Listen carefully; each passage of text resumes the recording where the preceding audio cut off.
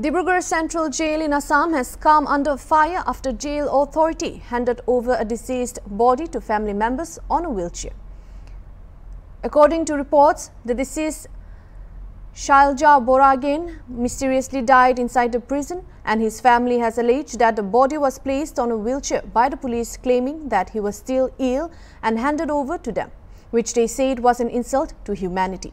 He was on Thursday granted bail, and the family had refused to take the body and protested outside the jail premises. They had also filed a case at Dibrugarh Police Station. Meanwhile, a team under Dibrugarh Police Station officer in charge Raju Bahadur Chetri took the body for post-mortem.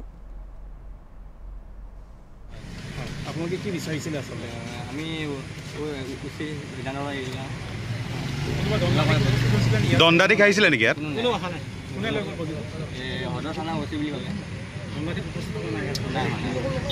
টানি আজৰি লৈ গৈছে আমাৰ আমি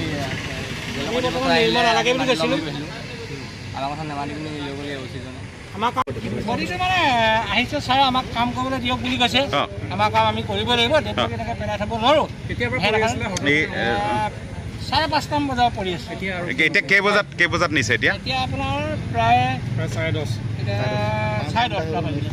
তেওঁলোকে medical নিব বুলি ক'লে জোৰ জবৰদস্তি লৈ গৈছে যে আমাক কৰিবলৈ দিয়ক পোষ্টমৰ্টম কৰিব বনাইছে নেকি